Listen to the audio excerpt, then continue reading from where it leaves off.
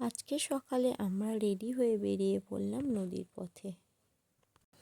নদীর ওই পারে আমার হাজব্যান্ডের অনেক রিলেটিভ আছে, তো ওরা না বারবার ফোন করছে যে আসার জন্য, একটা ওকেশন আছে সেখানে কাটিয়ে যাওয়ার জন্য আর ঘুরে যাওয়ার জন্য।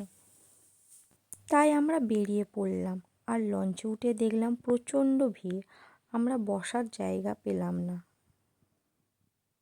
তাই বাবান আর বাবানের পাপা দেখো একটা সুন্দর প্লেস পেয়েছে আমাদের স্কুটির ওপর। ওরা দুজনে বসে খুব গল্প, হাসি, খেলা, মজা করছিল।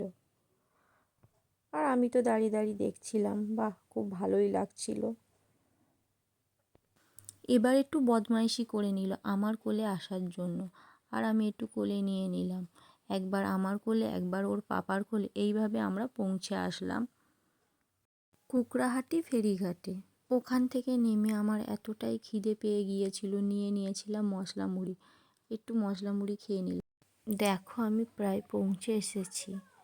এখানে সৌন্দর্যটা আমার খুব ভালো লাগলো, চারিদিকে গাছপালা আর মাঝখানে রাস্তা। দেখো এইরকম সৌন্দর্য কার না ভালো লাগে, আমার তো মন কেড়ে নিয়েছে। সামনেই দেখি জামাইবাবু দাঁড়িয়ে আছে, আর আমার শ্বশুরমশাইও দাঁড়িয়ে আছে। সবাই আমাদের জন্য ওয়েট করছে। এদিকে দেখো আমার শাশুড়ি মাও ওয়েট করছে আমাদের জন্য।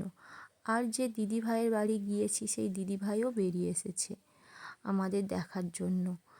আর দেখো সবাই মিলে আমার বাবানকে নেয়ার জন্য কি করছে। দেখো প্রথমেই আমাদের দিয়ে দিল চা আর বিস্কুট। তারপর দিদিভাই নিজের হাতে কেক বানিয়ে আমাদের দিল খেতে। আর জানো তো দিদিভাই শাড়িরও বিজনেস করে, আমার তো শাড়ি ভীষণ প্রিয়, তাই আমি সেখান থেকে কিছু শাড়িও কিনে নিলাম দিদিভাইয়ের কাছ থেকে। তারপর দুপুরবেলা খাওয়া দাওয়ার পর্ব চলছিল, আমরা সবাই বাইরে বসে খেয়েছিলাম। আমার তো মনে হচ্ছিল একটা ছোট্ট পিকনিক হচ্ছিল। আমার তো বাইরে বসে খেতে ভীষণ ভালো লাগে। খাওয়া দাওয়ার পরে আর বেশিক্ষণ স্টে করলাম না, এবারে বেরিয়ে পড়লাম। আজ এই পর্যন্ত, পরে ফিরে আসবো কোথায় গেলাম সেই ভিডিও নিয়ে। ততক্ষণে তোমরা সুস্থ থাকবে, ভালো থাকবে, টাটা, বাই বাই।